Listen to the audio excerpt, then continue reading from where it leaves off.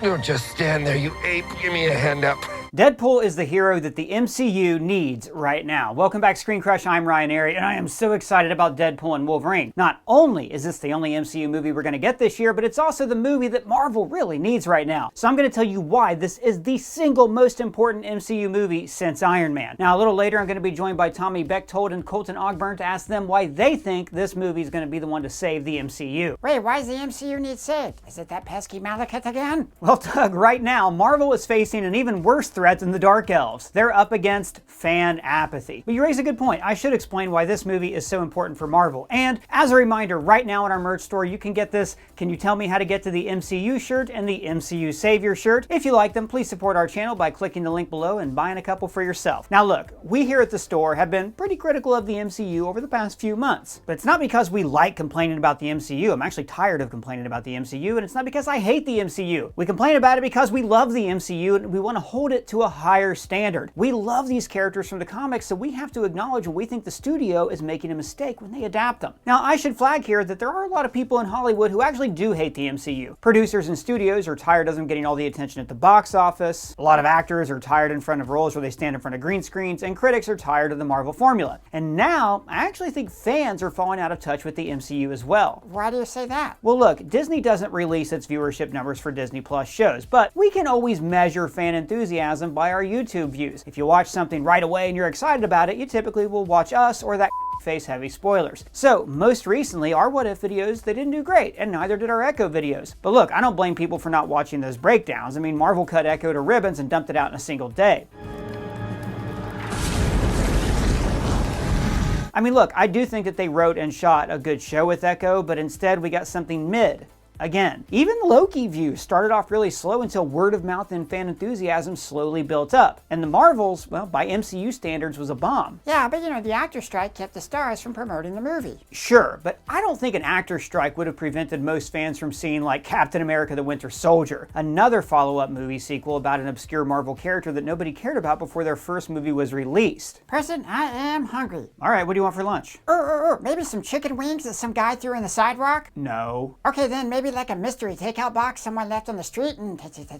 No, Doug, those are all really unhealthy options. You have to start eating better. Maybe you should try this new healthy dog food from Sundays for Dogs. I am so excited right now. Sundays for Dogs is the sponsor of this video. Now, this is a healthy dog food that is also easy to store. And Doug, I know what you're thinking. That if you don't give me that food right now, I'm gonna go insane? No. You're thinking that most dog foods are either healthy or easy to store, but Sundays for Dogs is both. Are you ready? Yes. High five. Good boy. Go ahead. Guys, I love Doug so much, and I want him to be around for a really long time. So it's important to me that we feed him healthy. Sundays contains 90% meat, 10% vegetables, and 0% synthetic nutrients. And the company was co-founded by Dr. Tori Waxman, a veterinarian. So after switching to Sundays, we have noticed fresher breath, better poops, and more energy. Wait, you keep track of my poops? Plus, unlike other fresh dog foods, it doesn't need to be refrigerated because of their air drying process. You just store, pour, and serve. Every order ships straight to your front door so you don't have to worry about running out. So if you want your dog to eat healthier, click our link below and you get 50% off your first order, or use this code at checkout. Thanks again to Sundays for Dogs for sponsoring this video, and now back to what I was saying. That food was delicious. So, right, you're gonna keep complaining about the mid-CU now? No, look, I'm not just complaining about the MCU, and I'm not trying to beat a dead horse. And I know a lot of you guys are tired of hearing me grouse about cape flicks, but I think it's important to look back at why Marvel lost its shine, so then me, Colton, and Tommy can talk about how Deadpool is going to bring them back. And look, I do think Marvel's best days are ahead of them. Secret Wars is going to have moments that overshadow the Endgame portal scene. Fantastic Four, X-Men, Ghost Rider, there are so many great comic book characters who haven't really been properly adapted to the screen yet. So now though, just to explain how we got here, let's look backwards. So, in 2021, all the Disney Plus shows felt like a blessing. Like, guys, we had no new Marvel stories for over a year, and most of those 2021 shows were direct follow-ups to Avengers Endgame, you know, shows about people that we cared about. And, you know, What If was a great show too. It looked amazing, and it teased the kind of crossovers we would see in the multiverse saga. Also in 2021, Black Widow was overdue. Shang-Chi was a lot of fun, but the Eternals, for a lot of people, was a swing and a miss. I really liked Eternals, and it still lives rent-free in my head. I think about that movie all the time, but a lot of you guys didn't like it. Like just recently, I even read reports that Marvel thought they had an Oscar nominee on their hands, and instead it got a Rotten Tomatoes score, and it set up a sequel that nobody but me wants. Then, in 2022, I started to notice the shows were dragging dragging a bit. Like, Moon Knight felt like a good movie that was a little long, and then they just cut it up into a TV show. Still good, though. Oh yeah, underrated for sure. Oscar Isaac, top notch. Can't wait to see that character again. And then She-Hulk, with unfinished visual effects, literally broke the timeline. Like, look, you can break the fourth wall. Deadpool does it all the time. But at least in Deadpool 2, when Deadpool broke the fourth wall and then affected the plot of the movie, it like made sense within the plot of the movie. He had a time travel device. Whereas Jen was able to reshape reality because of a glitch. That error on our platform has been fixed. Sorry, I'm nitpicking again. What else? Multiverse of Madness, right? Had too many fan expectations that were too high. Thor: Love and Thunder squandered a lot of goodwill along with 2 great Thor comic stories. Wakanda Forever was great, but a bit of a downer. Still the best movie of Phase 4, though. Oh yeah, totally, by far. But you see what I mean? The cracks were starting to show, and Ant-Man and the Wasp: Quantumania busted it wide open. The movie had a huge drop-off in its second weekend. Again, I liked the movie. I even made a hated but great video about how much I liked it, but a lot of fans didn't. A lot of fans were super hyped about Kang, and then the guy got beat by Ant-Man. Well, hold on. The Guardians of the Galaxy 3 was amazing. Oh, that movie was perfect, but it was bittersweet because it was made by James Gunn, who has left Marvel for DC. And Spider-Verse is probably the best superhero movie last year, but it was also made by another studio. But I really think the wheels fell off in Secret Invasion. Oh, here we go again. I know, and look, I'm not going to beat up on Secret Invasion any more than I already have on this channel, because frankly it's starting to get old. But it's probably the first thing I've ever seen Marvel make since Thor: The Dark World, where everybody just agreed it was bad. And then the Marvels had their troubles. The movie was fun, but also cut to death, and fans, worst of all, just didn't seem to care about it. Like, I think the moral of the story here is that fans got so much of the MCU that it stopped being entertainment and it became content. Instead of feeling like we get to watch the MCU, it felt like we have to watch the MCU. Like the shows and the movies were suddenly homework, and there were no Avengers movies to make that homework pay off. But now, Deadpool is going to bring it back, and I'm going to tell you my thoughts a little bit later, but first, the legendary Tommy Bechtold, gosh, I'm glad to see you. Why is it you think Deadpool is about to save the MCU? Because he is the only one who can. Deadpool is Marvel's carte blanche, what we would call the Bauer, for those of us that grew up on the East Coast playing euchre. Nothing can beat, I believe, the left Bauer. Deadpool is the left Right Bauer. Right Bauer. Right left Bauer. Left Bauer is I'm also from Ohio, good. I know these things. Here's the Mount Rushmore of Bowers. Jack Bauer. Chris Bauer, the actor from every HBO show. Left Bauer, right Bauer. Okay, right Bauer, Deadpool. Comic books. Deadpool kills the Marvel universe. Deadpool can get away with, in a way that no other hero can, because he breaks the fourth wall, fixing and tinkering and tweaking mistakes. So you can take this in the fantastical, in the storytelling, in the fictional part of the MCU, and you can take this in the real-life tragic part of the MCU with all sorts of, characters aging out. You have Thunderbolt Ross, William Hurt passes away, and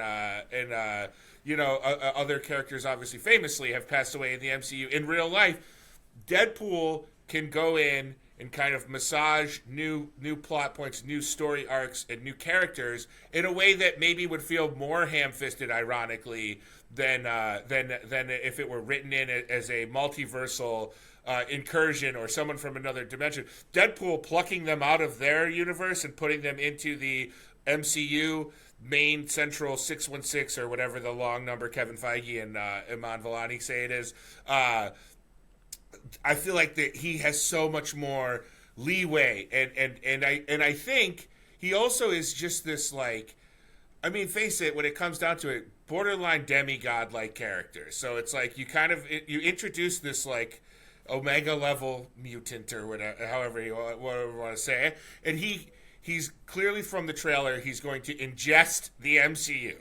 And he also has the knowledge of the Fox cinematic universe, and it's going to kind of, I think it's going to be more of a patchwork than it is going to be a clear, clean slate, delete the Fox universe and perfect the MCU. I think it's going to be more of like when they put a pig valve in a human's heart because to make him live.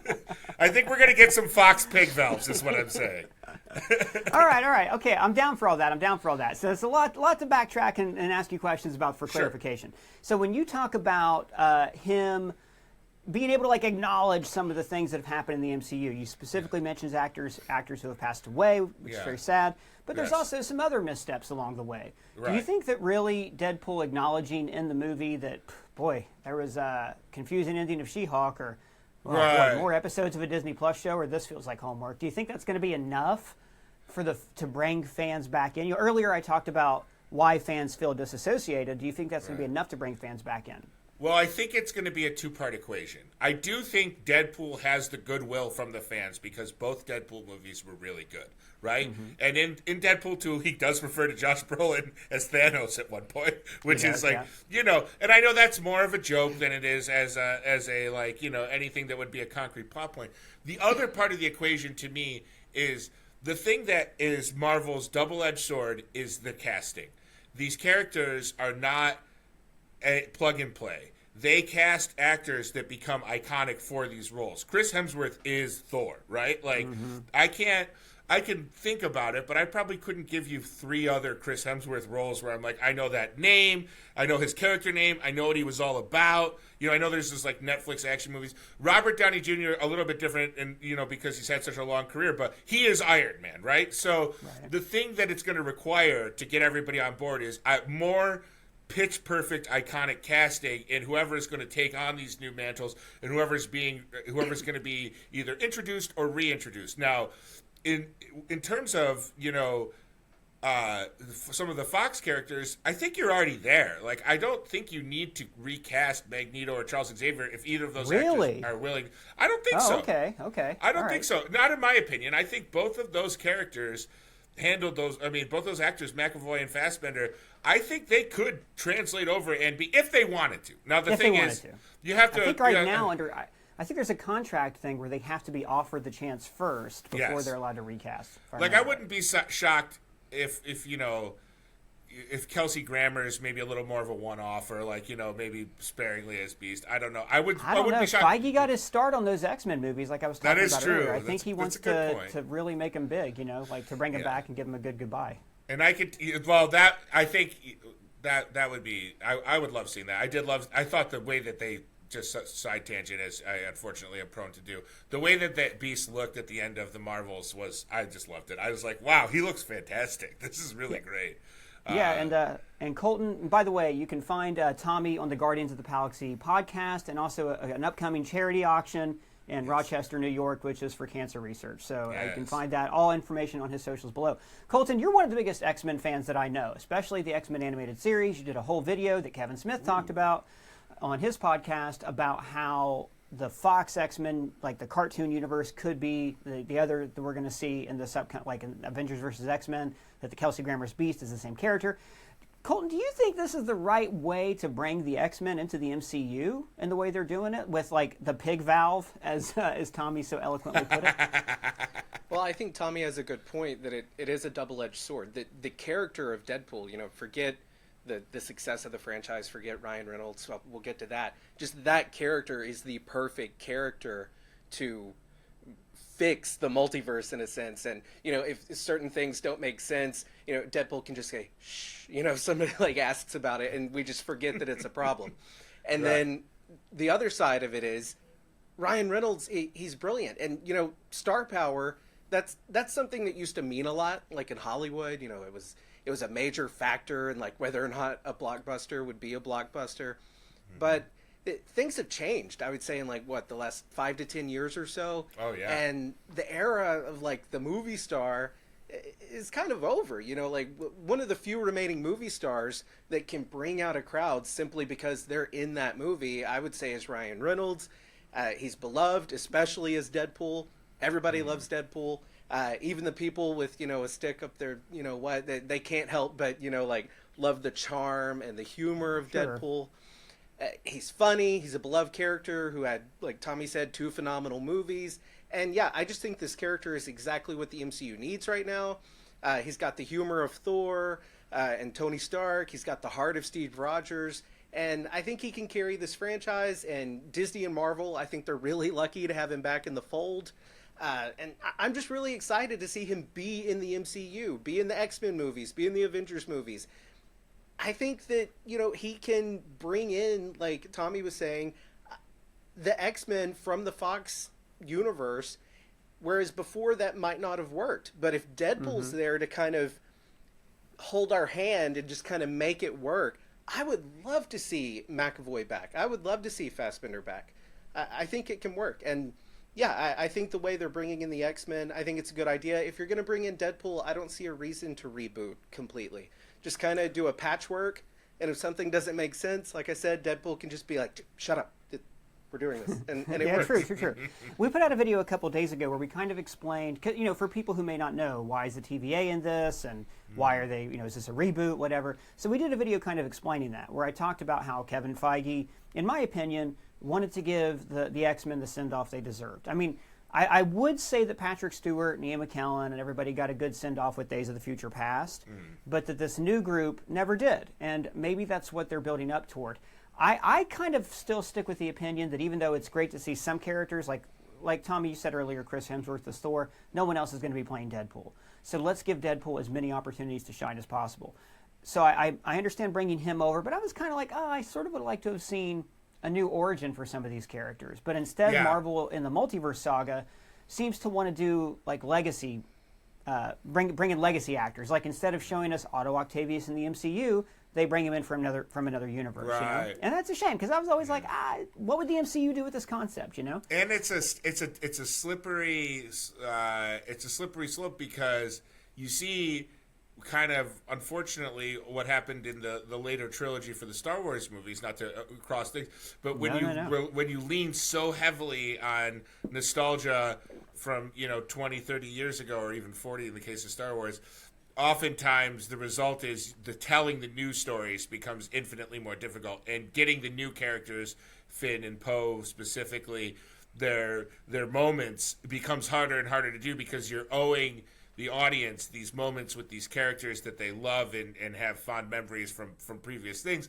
So not to poke a hole in my previous wonderful point that I made, but I do see the danger in and look who else is back. And behind this curtain is another character. But it seems like that's what the multiverse saga is built for. I mean, when people talked about Multiverse of Madness in the lead up to it, nobody was saying, gosh, people were saying, but it wasn't the big thing that was on the internet. Like, people weren't like, I can't wait for another Sam Raimi movie. Like, Sam Raimi's a master of horror. I can't wait to see what his filming techniques and what he another Drag Me to Hell. Yeah. Right. Nobody was really saying that. They were saying, oh, is Tom Cruise going to show up as Iron Man? Right. Oh, you're right. Who's going to be Reed Richards in the Illuminati? And I get that, but like you said, nostalgia, to quote one of my favorite episodes of Mad Men, nostalgia is delicate but potent, right? You overuse it and you just sap all the creativity out of a project, which is, I don't know. I'm so pumped about Ryan Reynolds and Deadpool, and I do think that having him acknowledge the mistakes of the MCU are going to make us laugh when we haven't really had a chance to laugh at their mistakes in a while. Yeah. Let me throw something at you guys. One thing that the MCU has always done, right, ever since Iron Man, is whenever something was too comic booky or too silly, they would have a character comment on it, right? Robert Downey Jr. did this all the time. He called aliens, when they look like Squidward, he would point it out. This made him, and this made those characters, relate to the audience, because we were looking at Thanos, the layman's going, oh, he looks like Grimace. I'm looking at him going, he looks like a deviant, but everybody else is thinking he looks like Grimace. How is Ryan Reynolds going to bridge that gap for us, as Deadpool? Do you think that's going to endear us to him even more? I think it's an opportunity to make Deadpool more layered too. If we find something that he is even faux sanctimonious about, like if he tells the audience, "Don't you dare laugh at this," in that kind of Ryan Reynolds way that he can, I think he could kind of almost do it as like an inverse.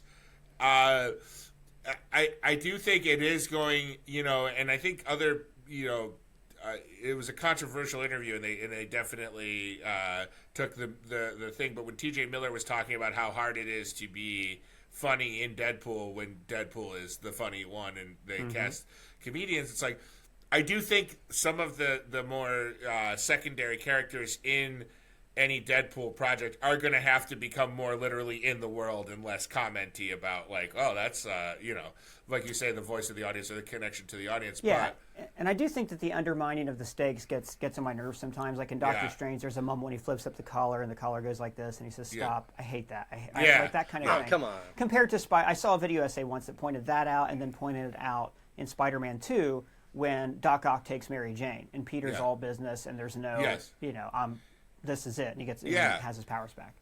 So there is that. I don't want to see that undermined, but also like She-Hulk, I think, tried it, right? She-Hulk, for a variety of reasons, depending on your opinion, failed or succeeded at it.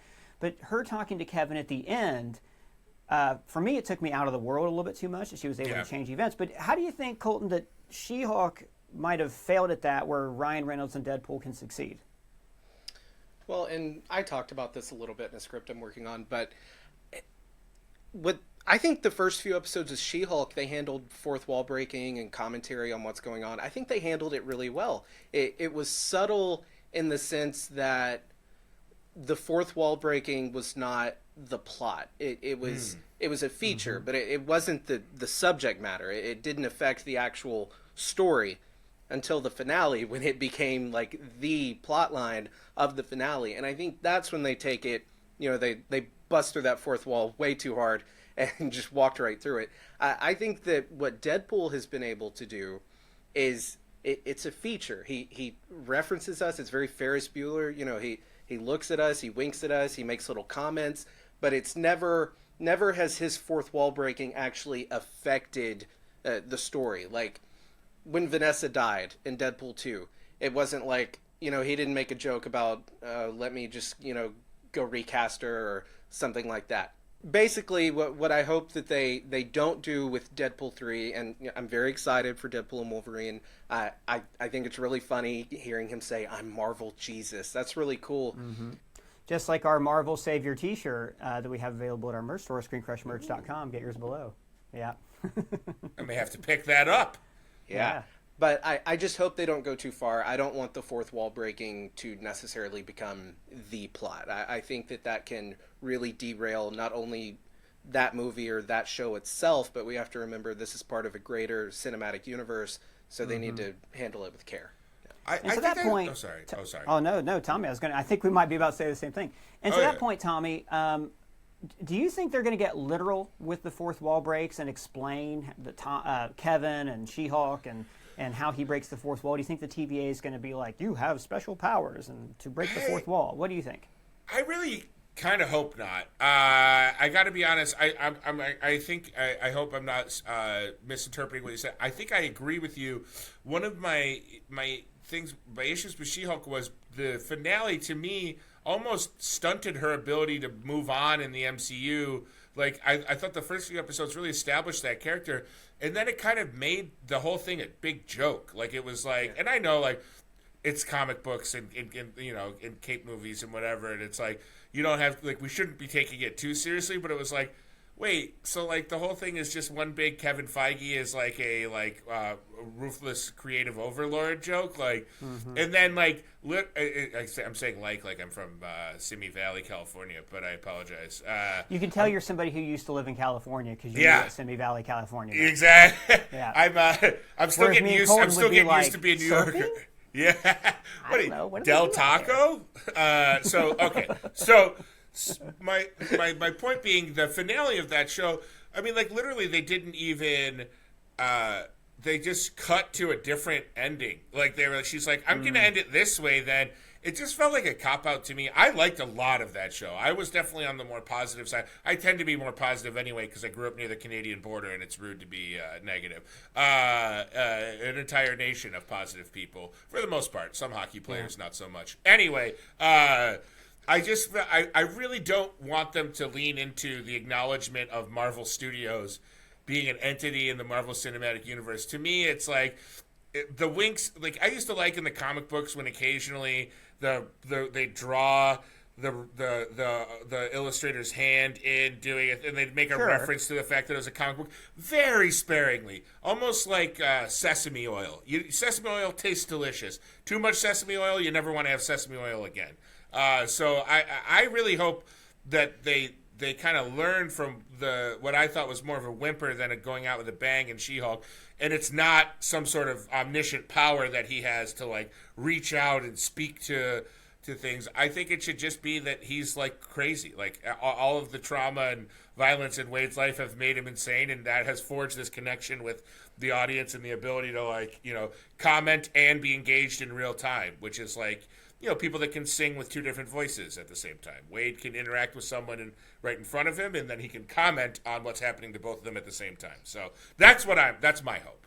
And hopefully they don't drop all the character stakes that he's developed over Deadpool 1 and Yes. 2 as well. So like we said earlier, what the MCU really needed in this saga is a main character. In phases 1 through 3, we had Tony Stark. He was our gateway into this universe, and he had a very common, relatable arc. He wanted to be a better man. And he got his sequel right away in just 2 years. But now, who's the main character? Is it Shang-Chi? I really like Shang-Chi. It was in phase 4, but there's no sequel in sight, and Iron Man got his sequel after just 2 years. I mean, I think they were going to have T'Challa be the main guy before the tragic passing of Chadwick Boseman. And their main hero can't be Peter Parker. Hell, his rights are owned by another studio. I do think that this main character could have been Carol Danvers, except in my opinion, her first movie really fumbled her introduction and didn't explain much of who she is or what she wants. I mean, hell, they turned her sequel into a team-up movie. Oh yeah, she got cavilled. She got cavilled real bad, which is a shame because I like Brie Larson and I love the character Carol Danvers from the comics. But now, I think that finally the MCU has their main character with Deadpool. See, Deadpool is like Tony Stark. He's the guy with a very clear arc that we can all relate to. I mean, think about it. Deadpool has always kind of been a fan of superhero movies. He makes jokes and comments that fans could have pulled right from a Reddit page. I got 2 charges, one to get me here, one to get me home. Well, that's just lazy writing. I mean, he jokes about what we joke about. He cares what we care about. And this is perfect for where the MCU is right now. Like, I was watching Madam Web. Don't bother, by the way, unless you're in an altered state. And in Madam Web, people are genuinely surprised and amazed to see somebody walking on walls. And we haven't had that in the MCU for a really long time. Regular people in the MCU are no longer amazed by the extraordinary. They expect it, just like we do. Hey buddy, is this your bike? No change.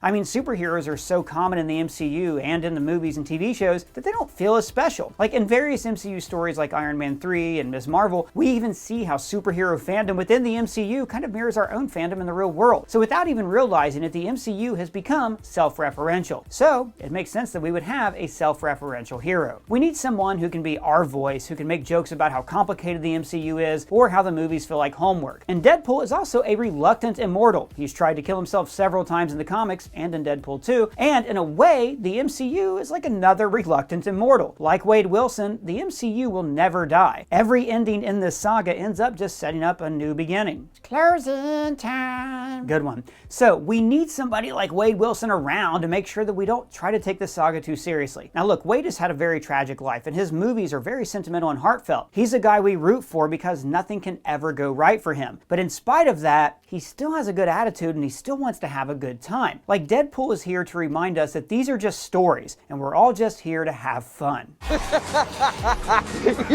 You're about to be killed by a Zamboni! And that is what the MCU needs right now. But let me know your thoughts. Do you think the MCU needs a protagonist? Do you think there's something wrong with the MCU? Do you think I'm talking about how there's something wrong about the MCU too much? Let me know your thoughts down in the comments below or at me on Twitter. And if it's your first time here, welcome to the channel. Please subscribe, smash that bell for alerts. For ScreenCrush, I'm Ryan Airy.